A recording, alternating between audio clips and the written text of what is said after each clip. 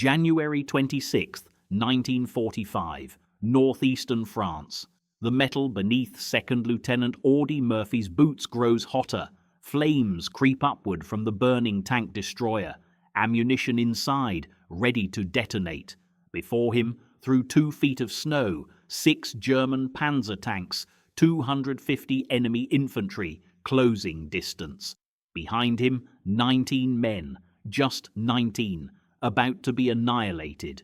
The 50 caliber machine gun is still functioning. Murphy's hands find the grips. What happens next will make him the most decorated American soldier of World War II.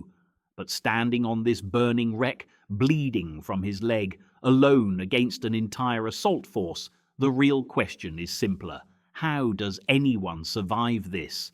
For nearly an hour, Murphy will refuse to yield a single inch. 50 Germans will fall. But the story of how a skinny farm boy from Texas ended up here, on a burning tank in France, making the impossible stand that saves his entire company, that story starts with rejection, poverty, and a lie about his age. June 20th, 1925. Kingston, Texas. Audie Leon Murphy enters the world as the 7th of 12 children on a sharecropper's farm. The family picks cotton for $1 a day. This is grinding poverty, the kind where leaving school in 5th grade isn't a choice, but survival. When Audie is 11, his father abandons them. His mother dies shortly after. 11 siblings, 1 teenage boy responsible for keeping them fed. The fields become his entire world. Then Pearl Harbor, December 7th, 1941. America enters the war and Murphy sees his escape. But here's the problem. He's 5 feet 5 inches tall, weighs 110 pounds. The Marine Corps takes one look. Rejected. Too small. The paratroopers, same answer. Too small. Murphy falsifies his birth certificate to meet the Army's minimum age requirement. The infantry accepts him in 1942, his last option. The twist of fate that changes everything. But can a 110-pound farm boy actually survive combat? July 1943. Murphy ships overseas with the 3rd Infantry Division, enters combat during the Sicily invasion. Immediately, something becomes clear. This skinny kid from Texas can shoot, exceptional marksman, tactical instincts that can't be taught. The division grinds forward. North Africa, Sicily, the brutal Italian campaign, Salerno, the Volturno River, Rome in June 1944.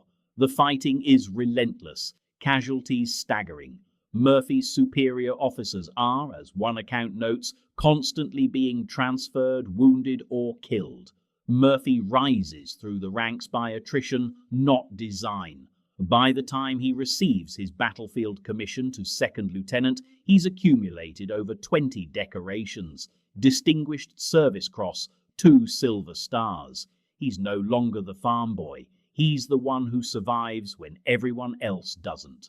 August 1944.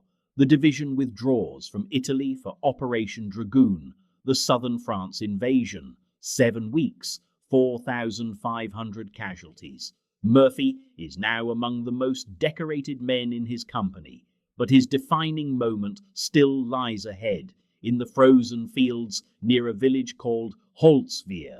Winter 1945, Alsace-Lorraine, northeastern France, 2 feet of snow, 14 degrees Fahrenheit.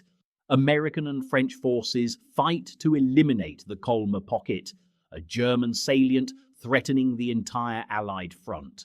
The Germans just launched Operation Nordwind, their last major offensive on the Western Front. The larger offensive fails by January 25th, but local counterattacks continue. 2nd Lieutenant Murphy commands Company B, 1st Battalion, 15th Infantry Regiment. Forward position near Holtzwihr, adjacent to a wood line, their only cover. Here's the problem. Company B should have 128 men. Murphy has 19 effectives holding a critical sector against a German army with everything to lose.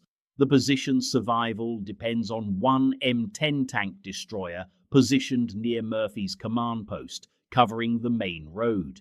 If that destroyer goes down, the entire line collapses. The Germans pour through. 19 men get overrun. January 26th afternoon. German artillery begins falling. Then through the snow and smoke, 6 panzer tanks advancing in formation, supported by approximately 250 infantry. A combined arms assault designed to annihilate Company B and punch through the American line. Murphy grasps the tactical reality immediately. His men cannot hold this position. He orders them to fall back to the prepared positions in the woodline.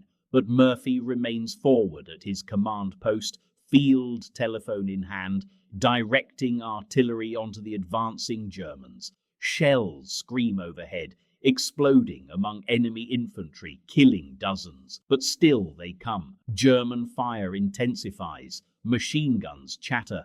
Tank rounds slam into frozen earth. Then disaster. A German shell scores a direct hit on the M10 tank destroyer. The vehicle erupts in flames. Its crew bails out, running for the woodline. American anti-tank defense gone. German panzers continue advancing, now abreast of Murphy's exposed command post. Within minutes, enemy tanks and infantry will overrun his position. Company B will be encircled, destroyed. Audie Murphy climbs onto the burning M10. Witnesses will later recall their horror. The vehicle is in danger of blowing up at any moment. Ammunition still on board, fuel burning beneath him, but atop the wreck, one functioning 50 caliber Browning machine gun with a clear field of fire. Murphy swings the gun towards the advancing Germans, opens fire. For nearly an hour, he stands alone on that burning tank, fully exposed to enemy fire from 3 sides.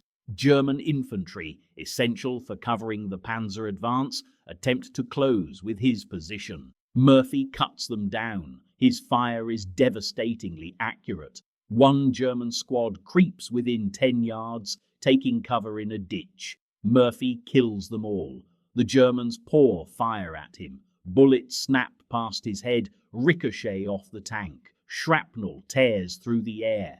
Murphy is hit in the leg. He ignores the wound, keeps firing. The 50 caliber machine gun fires armor-piercing rounds at 500 rounds per minute. In Murphy's hands, it becomes an instrument of destruction. Enemy soldiers fall in waves. The German infantry attack, which relies on numerical superiority and coordinated movement with armor, begins to disintegrate. Without their infantry screen, the panzer tanks are vulnerable. They hesitate, begin to withdraw. Murphy continues firing until his ammunition is exhausted and the German assault has completely broken. Approximately 50 enemy soldiers dead or wounded. The attack is over. Company B is saved. Only then does Murphy climb down from the burning wreck, leg bleeding, covered in soot and powder burns. His men expect him to seek medical attention. Instead, Murphy refuses treatment, immediately organizes his 19 soldiers, launches a counterattack. The Germans, already demoralized, flee the sector entirely. The woodline is secured. For his actions on January 26, 1945, Second Lieutenant Audie Murphy receives the Medal of Honor. He's 19 years old. The citation states his indomitable courage and his refusal to give an inch of ground saved his company from possible encirclement and destruction. By war's end, 28 medals and citations, including 3 from France, the most decorated American soldier of World War II. Life magazine puts him on its cover, national hero overnight, but Murphy is deeply uncomfortable with his fame. "I never liked being called the most decorated soldier," he later says. "There were so many guys who should have gotten medals and never did, guys who were killed. survivor's guilt that will haunt him for the rest of his life. Murphy transitions to Hollywood, signs with Universal Pictures, 44 films, mostly westerns, writes his autobiography To Hell and Back, bestseller. 1955, he stars as himself in the film adaptation, writes country music, songs filled with longing, loss, and the search for peace. May 28, 1971. A private plane crashes into a mountain near Roanoke, Virginia. Audie Murphy dies. He's 45 years old, buried with full military honors at Arlington National Cemetery. Today, in Holtzwihr, France, a memorial stands at the exact location of his one-man stand, erected in 2000. The inscription honors the soldiers of the 3rd Infantry Division. Forget not that these soldiers have died so that you live free. The U.S. Army establishes the Sergeant Audie Murphy Club to recognize non-commissioned officers who exemplify leadership and professionalism. Significantly, the club's philosophy includes not just loyalty and discipline, but caring, direct reflection of Murphy's advocacy for soldier mental health. Murphy's stand on that burning tank destroyer remains one of the most extraordinary acts of valor in American military history. But his true legacy extends beyond the battlefield. He showed us that heroism isn't just courage under fire, it's also the courage to speak truth about the cost of war and to fight for those who continue suffering long after the guns fall silent. If you enjoyed this video, please consider subscribing. Thank you for watching.